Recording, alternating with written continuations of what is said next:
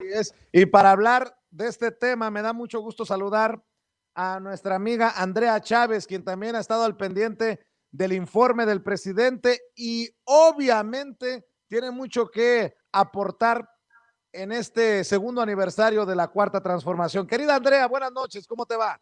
Buenas noches, siempre una hemorragia de placer poder estar en tu casa aquí en Sin Censura, poder saludar a tu audiencia, por supuesto a todo el equipo, a Meme, a Zenén, a ti Vicente, un abrazo y un beso para todos. Una gran fiesta nacional en estos 2 años cumplidos del gobierno de Andrés Manuel López Obrador. ¿Qué análisis puedes hacer de este discurso en el que se admiten retos, Claro. se mencionan logros, pero creo que no tiene un tono así triunfalista, abiertamente, que pudiera resultar hasta grosero para muchas personas? Creo que es un tono adecuado para la fecha. Esa es mi opinión. ¿Qué piensas tú, querida Andrea? Claro, yo veo a un presidente que celebra los triunfos del gobierno federal, que celebra muchas victorias que pensamos inimaginables, pero también veo a un presidente que reconoce faltas del gobierno federal debido a pues, la inercia que traíamos con una historia aplastante, más de 30 años de una oscura y espesa noche neoliberal. Yo veo 5 grandes rubros dentro del informe de nuestro presidente. El primero de ellos, el que me gustaría destacar, bueno, por supuesto, el tema de la austeridad. Nos decía que hubo un ahorro de 1.300.000 millones de pesos. Ese dinero que antes se iba a los bolsillos de los anteriores gobernadores, a la duplicación de dependencias, en los moches millonarios al contratar servicios que pues venían truncados, dinero que antes se entregaba en maletines para financiar campañas electorales de gobernadores panistas, que antes entregaba como sobornos para que los legisladores votasen a favor de la reforma energética, para comprar propiedades millonarias como lo son pues, las propiedades de Emilio Lozoya, la Casa Blanca, dinero que antes se iba en la condonación de impuestos, ahora se está utilizando para rescatar a los jóvenes, para rescatar a los adultos mayores, para rescatar a las y los pobres, que son millones en este país. El segundo grande rubro, Vicente, por supuesto, el de la economía.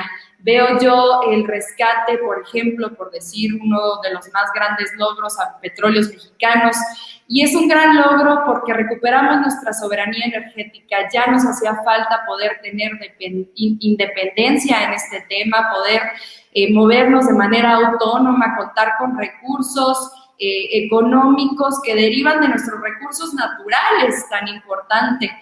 Pues se acabó el huachicol, eso lo sabemos desde hace mucho tiempo, una gran fuente de financiación para los panistas. Ahí veíamos cómo pues los Moreno Valle estuvieron involucrados como autores intelectuales en el robo de combustible, el robo de los recursos que son de todas y de todos nosotros. Mucho se decía que Andrés Manuel era un comunista, chauvinista, que no iba a colaborar con otros gobiernos, con otros países, y sin embargo vemos cómo hay una renovación del Tratado de Libre Comercio. En el tema de salud, importantísimo, vemos cómo gobierno federal pues construye 130 nuevos hospitales, mientras los anteriores gobiernos abandonaron 300 hospitales. Vemos cómo casi 1,000 hospitales pudieron ser reconvertidos y completamente equipados para poder pues enfrentar la pandemia y esta crisis sanitaria que vive el mundo. En el tema de educación, muy importante me parece a mí el rescate a las y los jóvenes, estos jóvenes que antes pues nos criminalizaban, nos abandonaban, mientras nos llamaban ninis, nos decían pandilleros, mientras nos masacraban, decían que íbamos armados hasta los dientes mientras estábamos estudiando. Y ahora, pues lo que hace Andrés Manuel, en lugar de como los anteriores gobiernos que se sentaban a hacer negocios millonarios con el narcotráfico, a hacer dinero, él les quita la base social a las células del crimen organizado. Y por supuesto, importantísimo en el tema de seguridad, vemos una disminución de la tendencia de homicidios y de otros delitos, pero sobre todo vemos un reconocimiento de Andrés Manuel López Obrador, que es muy terco y mucho le agradecemos esa terquedad porque es lo que lo ha llevado a hacer posible el cambio, a nunca rendirse. Vemos un reconocimiento de que hay un aumento en el tema del feminicidio, en el tema de la violencia de género. Por supuesto, yo veo a un presidente muy humilde que da la cara a 31 millones de mexicanas y mexicanos que estamos con él y que la oposición se vuelve loca, Vicente, porque dice, ¿cómo es posible que Andrés Manuel, tras haber gobernado 2 años este país, no haya tenido un solo roce significativo en los niveles de aprobación? En plena pandemia refrenda sus niveles de aprobación, crecen sus niveles de aprobación, no solo 31 millones de mexicanas y mexicanos estamos con él, sino que somos muchas y muchos más. Mucho les duele a la oposición que el presidente pueda informarnos todos los días, porque hay que decirlo así, han sido más de 500 informes los que nos ha dado el presidente a través de sus conferencias mañaneras, a través de sus informes de gobierno, porque su gobierno comenzó incluso antes de tomar posesión, inició desde la transición, y imagínate, un presidente que hizo su plan de gobierno en 3 ocasiones, escuchando a la gente y recogiendo los sentimientos más profundos del pueblo mexicano. Qué gran presidente tiene México, qué gran presidente hay en América Latina, un gran referente del mecanismo de rendición de cuentas, de transparencia, también de gobierno abierto. Yo estoy feliz de poderlo escuchar, cada vez más humilde, cada vez más modesto, celebrando y también reconociendo, Vicente.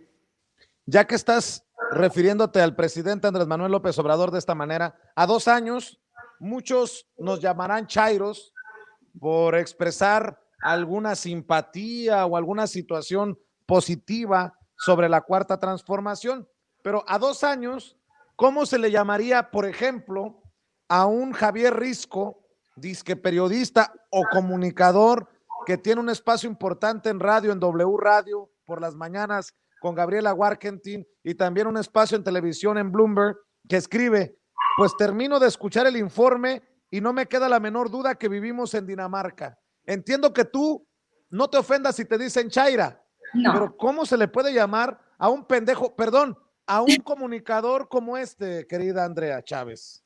Que le entren al debate, que le entren al debate.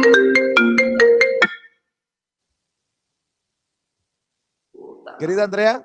Sí, perdón, me entró una llamada. Que le entren al debate, que nos digan cuál de los 97 promesas cumplidas de las 100 que hizo no es cierta, que le entren, y que le entren con índices, que le entren con datos, que le entren pues con sus cifras, porque pareciera que lo único que tienen es posverdad, que lo único que tienen es narrativa, que lo único que tienen es intentar desprestigiar una cosa que es real. Que me digan a mí uno de los 97 objetivos cumplidos que no es verdadero. No han podido enunciar siquiera uno, Vicente. Es lamentable verlos, como al senador que intenta, por cierto, ser gobernador de Querétaro, pues intentando denostar al gobierno más legitimado, más apoyado por el pueblo que ha tenido la historia más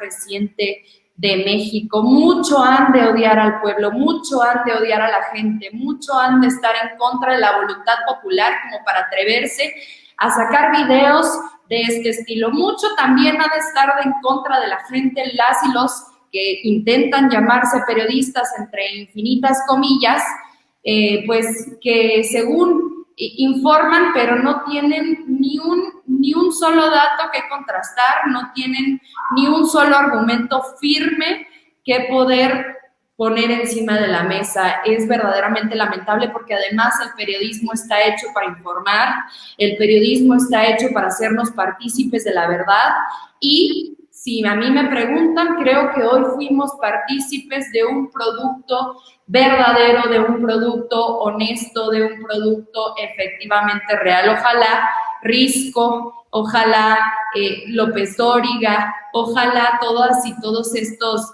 entre infinitas comillas, periodistas de una vez por todas se pongan del lado de la verdad. Si ellos dicen estar de manera de contrapeso al poder, quieren desenmascarar al gobierno, nunca lo hicieron antes cuando sí teníamos gobiernos autoritarios, nunca lo hicieron antes cuando sí teníamos gobiernos corruptos, nunca lo hicieron antes cuando teníamos unos índices de impunidad que llegaban casi al 100%, y ahora dicen, pues bueno, creo que no vi ni un solo elemento verdadero, creo que no vi, pero no tienen ni un solo argumento, Vicente, es verdaderamente lamentable. A mí me da mucha vergüenza la prensa mexicana de los grandes consorcios mediáticos, porque lamentablemente no han entendido que la transformación no solo llegó al gobierno, sino que también tienen que transformarse los medios de comunicación, tienen que transformar las líneas editoriales, tienen que transformar la manera de hacer partícipe a la gente de la verdad y no estar siempre atendiendo a intereses particulares de empresarios, a intereses de los grandes capitales. Necesitamos ya empezar a ver más espacios como Sin Censura, más espacios como los de Adilina Duarte, más espacios como los de Hans Salazar, más espacios que verdaderamente sean honestos, que verdaderamente atiendan a la verdad, esa verdad que pues tanto tiempo, de la que tanto tiempo nos privaron, Vicente. Yo me siento verdaderamente afortunada de poder vivir en una época de transformación, en una época histórica que sé que nuestras nietas, nuestros nietos van a leer en los libros de texto como el cambio que necesitaba México para poder salir adelante. Mi querida Andrea Chávez, ¿por qué no cerramos invitando a la gente para que te siga en redes sociales y para que continúe este debate que tú estás proponiendo, aunque te adelanto, no le van a entrar porque no tienen bases, no tienen argumentos? Nunca le van a entrar, Vicente. Ojalá tuvieran unos 40 minutitos para leerse la guía ética. Ojalá se dieran un poquito de su tiempo cuando la pandemia nos permita salir a la calle y conversar con la gente, salir a conocer lo más profundo de México, salir a conocer los grandes índices de pobreza que dejaron los gobiernos a los que tanto apoyaron y los gobiernos de los que formaron parte. Yo los y las invito a seguirme en mis redes sociales, Andrea Chávez Tren, absolutamente todas, Twitter, Facebook, Instagram, por favor. Allí las y los espero, les mando un fuerte abrazo y que siga esta celebración. Faltan 4 años de transformación y a 2 años puedo decir, elegimos bien, Vicente. Shh, no digas muy fuerte lo de los 4 años porque no va a poder dormir Javier Lozano, por favor. Pobres, se les va a quitar el hambre, no van a poder dormir. Ya vienen las investigaciones de la Unidad de Inteligencia Financiera, como decía Zenén, ya estamos viendo allí tambaleando al gobernador de Tamaulipas, Cabeza de Vaca, ya estamos allí tambaleando a muchos de la llamada oposición, que es muy chafa. Ojalá se pongan a organizarse, ojalá se pongan a escuchar al pueblo, que pues lamentablemente para ellos los aventaron al basurero de la historia. Te agradezco mucho el espacio, querido Vicente. Te mando un abrazo, Andrea. Buenas noches, que descanses. Igualmente. Gracias, cuídate.